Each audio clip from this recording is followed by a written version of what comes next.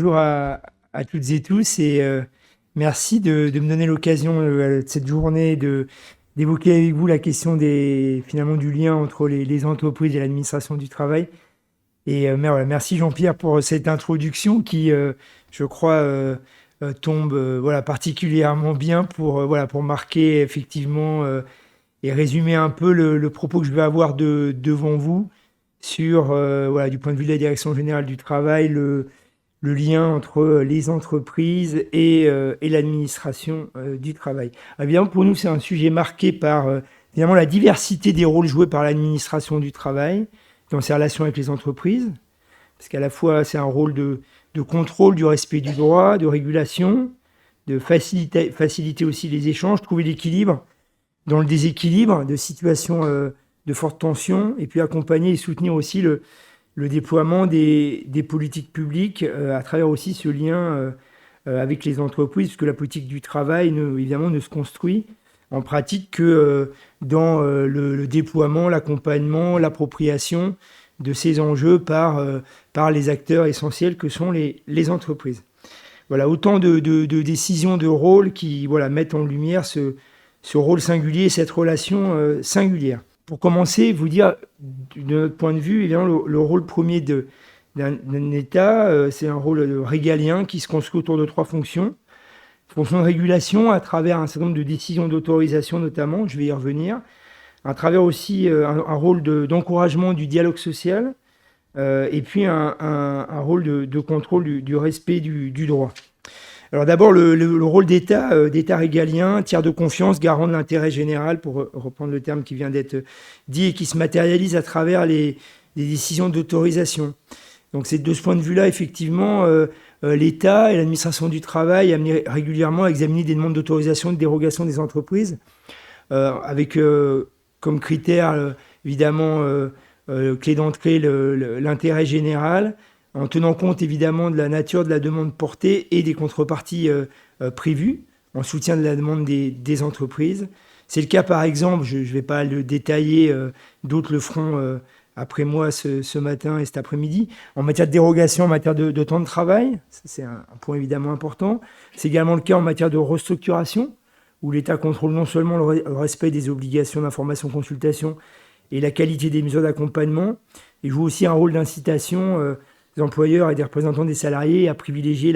la signature d'un accord négocié pour garantir évidemment la proportionnalité des mesures d'accompagnement au regard de la situation des salariés et du bassin d'emploi impacté. Et puis c'est aussi le cas, une autre illustration, en matière d'autorisation de licenciement des salariés protégés, avec évidemment au total 20 000 décisions qui sont prises chaque année sur ce sujet, un chiffre qui se stabilise, hein, mais qui représente pour l'administration du travail une des premières sources de décisions administratives annuelles dans le champ du travail. Le deuxième rôle de l'État que je voulais mettre en lumière dans ce rôle d'État régalien, c'est évidemment l'État garant d'un dialogue social juridiquement sécurisé. Et là-dessus, je vais illustrer juste à travers 3 mécanismes ce rôle. Le premier, c'est celui de la représentativité, puisque vous le savez, l'État détermine les organisations syndicales et professionnelles représentatives à partir des critères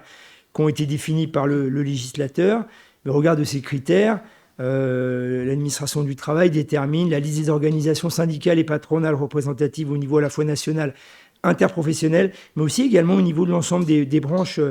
professionnelles. Et c'est évidemment un exercice particulièrement lourd qui se reproduit tous les 4 ans, sur lequel nous sommes en train de prendre les arrêtés en 2025 qui clôturent le cycle 2021-2024. L'ensemble des arrêtés auront été pris d'ici la fin de l'année. C'est à la fois les arrêtés interprofessionnels, mais c'est aussi les arrêtés de représentativité pour chacune des, cette année, 228 branches pour lesquelles on aura été amené à prendre un arrêté de représentativité. Et donc c'est évidemment un exercice particulièrement lourd, mais particulièrement important pour la vie du dialogue social dans l'ensemble des branches professionnelles.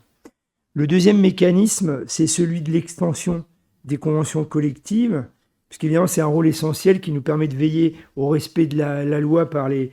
conventions collectives. Ce rôle, il s'appuie évidemment sur la possibilité de faire des observations, d'émettre des réserves, de procéder à des exclusions, ou parfois, mais plus rarement de refuser l'extension des conventions collectives sur lesquelles nous avons été saisis. Évidemment, c'est un mécanisme de régulation essentiel, fondamental, puisqu'en fait,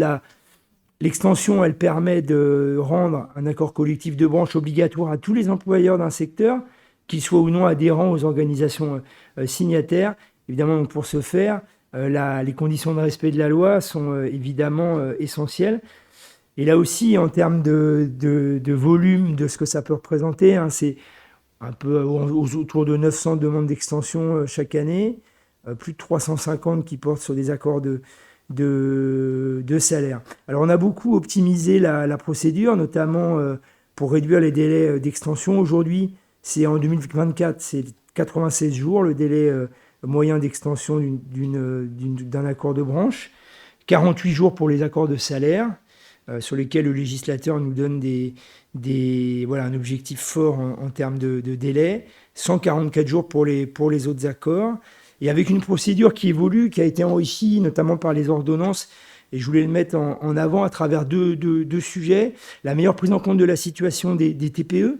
sur lesquels, et parce qu'on le sait que pour ces entreprises, le dialogue social, c'est d'abord le rôle de l'accord de branche, et donc c'est comment on veille à ce que la négociation de branche prenne en compte les enjeux spécifiques portés par les TPE. Et puis le deuxième mécanisme, c'est celui aussi sur l'appréciation des effets économiques, notamment en termes de concurrence de l'extension. C'est une garantie qui a été ajoutée dans la loi pour répondre à certaines critiques sur le dispositif. Et donc à ce titre, on a mis en place un groupe d'experts chargé d'apprécier les effets économiques et sociaux de l'extension, qui a été saisi à 15 reprises depuis l'entrée en vigueur des ordonnances. 11 fois il a été saisi par les partenaires sociaux, 4 fois par l'administration, 4 saisines encore en 2024. Alors, il n'y a émis qu'un avis défavorable à l'extension pour un motif économique qui a été suivi et donc qui nous a conduit à refuser une extension. Mais ça a surtout aussi permis à ce groupe de consolider une doctrine sur laquelle à la fois les services de l'État et les partenaires sociaux, les négociateurs de branche, peuvent s'appuyer pour essayer d'anticiper les éventuelles difficultés de ce point de vue-là du mécanisme d'extension. Et puis le troisième mécanisme sur ce rôle de sécurisation du dialogue social au niveau des branches professionnelles, c'est celui du champ de notre action au regard du champ des conventions collectives. C'est évidemment un rôle important avec un rôle d'impulsion dans lequel on intervient alors assez classiquement, historiquement et assez ancien à travers notamment le mécanisme de l'extension. On s'assure que les conventions collectives qui nous sont soumises n'empiètent pas sur les champs d'autres conventions collectives pour s'assurer d'un paysage le plus harmonieux possible et par ailleurs visant à réduire au maximum les situations de vide conventionnel. Mais c'est un cadre qui a été singulièrement renouvelé par le cadre juridique progressivement constitué sur la restructuration des branches professionnelles qui nous a fait passer de plus de 800 conventions collectives à un peu plus de 220, comme je le disais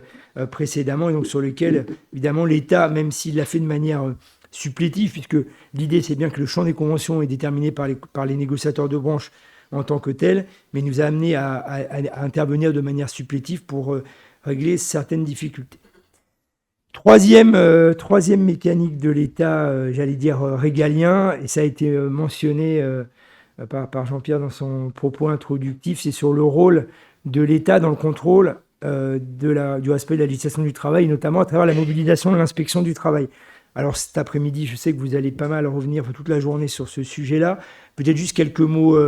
en synthèse. C'est évidemment pour nous, c'est la possibilité de s'appuyer sur 1800 agents de contrôle au niveau national qui réalisent chaque année plus de 220 000 interventions, dont près des 2 tiers sont réalisés sur le terrain, en entreprise, dans les chantiers.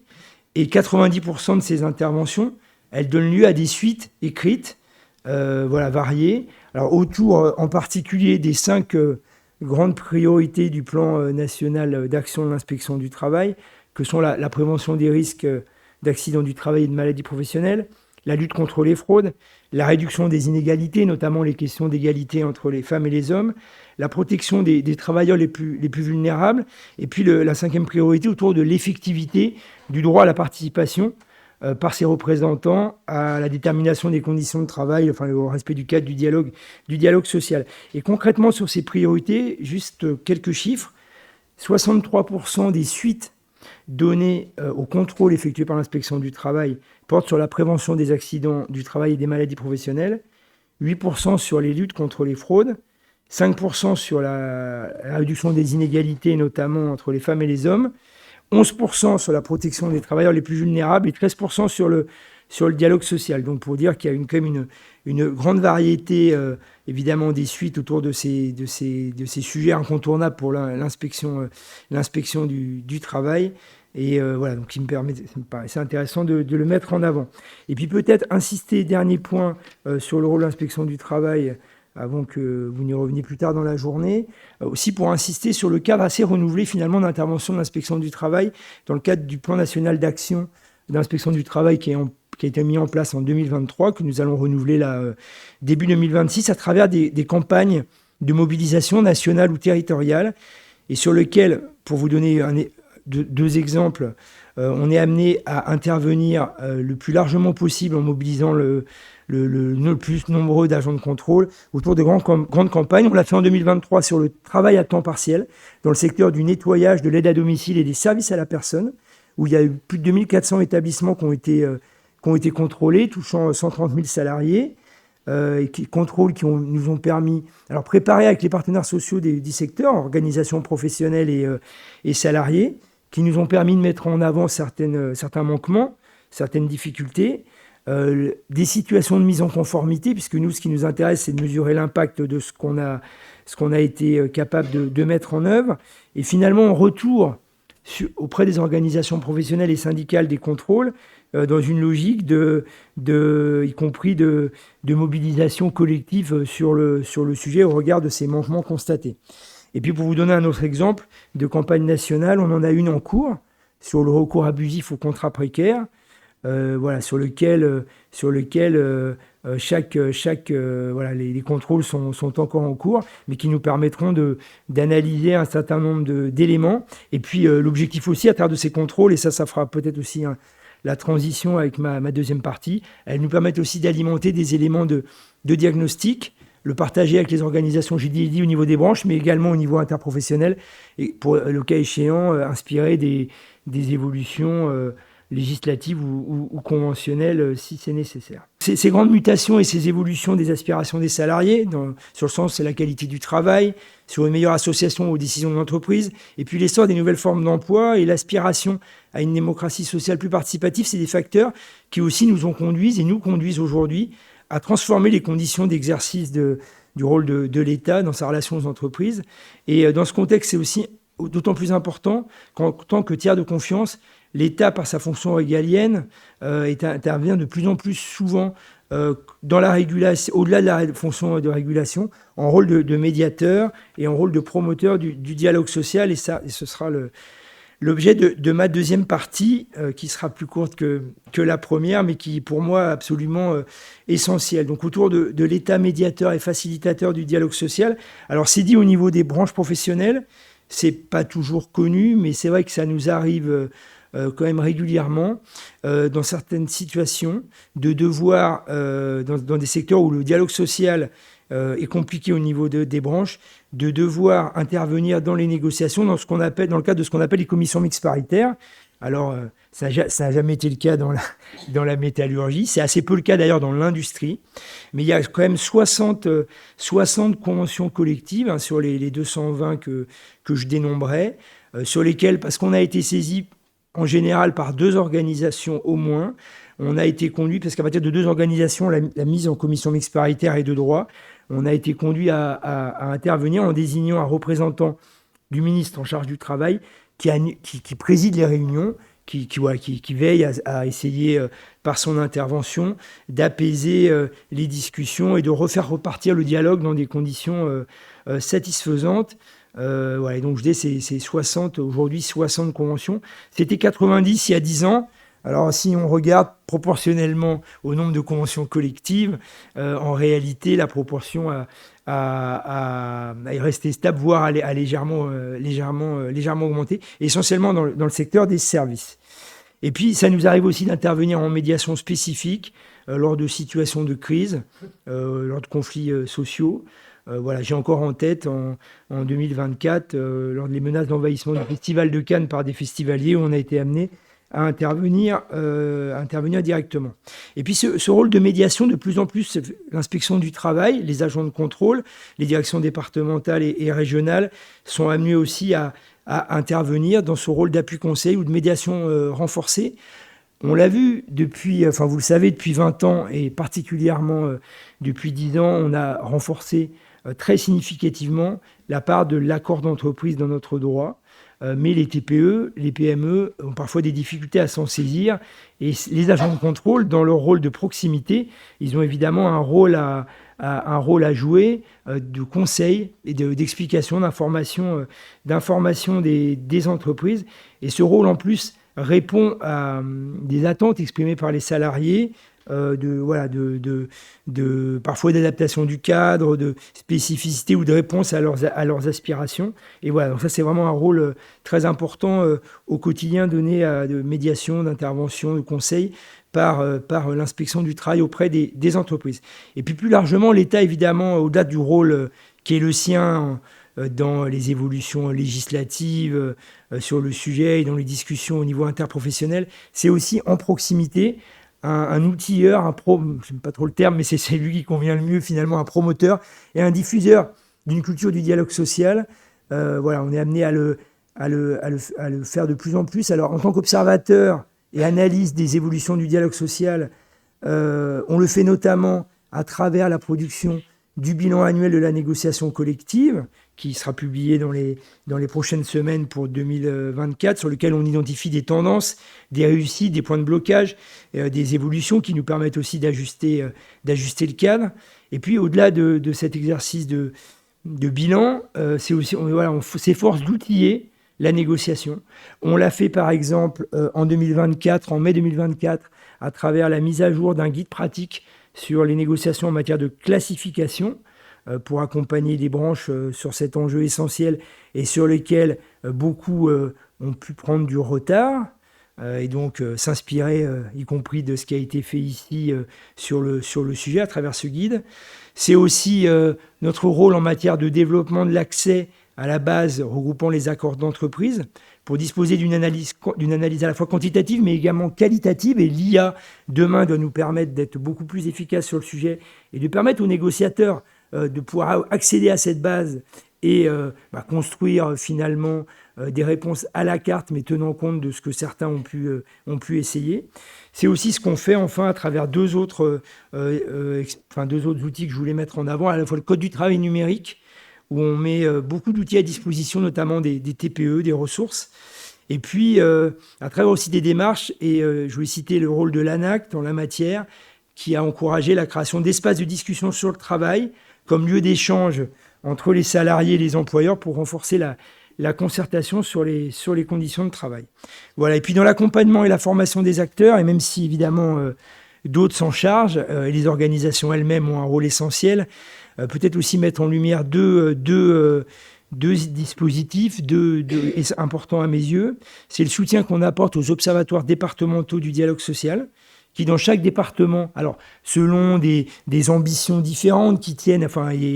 d'un territoire à l'autre, qui tiennent à l'ambition des acteurs, à leur degré de mobilisation, mais qui jouent bien souvent un rôle clé pour la diffusion des bonnes pratiques et aussi l'accompagnement des petites entreprises dans des démarches de négociation sur des sujets importants. Pendant la crise sanitaire, puisque on en parlait juste avant, ces observatoires sont beaucoup saisis des conditions de mobilisation de l'activité partielle. Elles ont beaucoup travaillé sur les enjeux au moment de la mise en place de l'index, sur les enjeux d'égalité professionnelle entre les femmes et les hommes. Et donc ces observatoires, c'est un lieu de ressources et de dialogue social de proximité, puisque en fait, ceux qui les font vivre au quotidien, c'est les représentants départementaux dans les départements, des organisations syndicales et professionnelles. Et puis, deuxième dans notre accompagnement, deuxième initiative que je voulais aussi mettre en avant, c'est finalement tout le programme de formation et l'appui aux initiatives portées dans les formations communes à destination à la fois des employeurs, des organisations syndicales, des représentants du personnel, pour construire une culture commune du dialogue social entre les acteurs amenés à négocier. Pour conclure ces propos, et comme vous l'avez vu, je pense que c'est important pour nous, évidemment, dans notre rôle de tiers de confiance, garant de l'intérêt général, garant du droit, de continuer à agir. Et c'est d'autant plus important, et je l'ai rapidement dit, mais je voulais insister en conclusion sur ce point, qu'aujourd'hui, on a donné beaucoup d'impulsions pour permettre aux entreprises d'avoir finalement de grandes marges de manœuvre par le dialogue social, par la négociation d'entreprise, pour adapter le cadre le cadre qui s'impose à elles, leur permettre de répondre à la fois aux aspirations des salariés et aux contraintes spécifiques de leur métier ou même spécifiques à leur entreprise. Le nombre d'accords d'entreprise, à ce titre-là, il a doublé quasiment doublé depuis 2014. Mais on voit qu'il stagne un peu, cette augmentation, cette dynamique est un peu en stagnation. Et surtout, il ne concerne pas toutes les entreprises. Loin de là, on a une part de développement sur laquelle il faut agir. Et je crois que c'est cette question, en tout cas du point de vue de l'administration du travail, qui est au cœur de nos préoccupations, au cœur de notre vision sur les relations entre les entreprises, les employeurs et les organisations syndicales, sur comment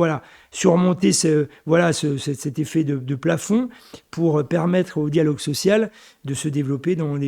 plus largement dans plus d'entreprises encore, dans les petites et les moyennes en particulier, où ça reste trop modeste aujourd'hui.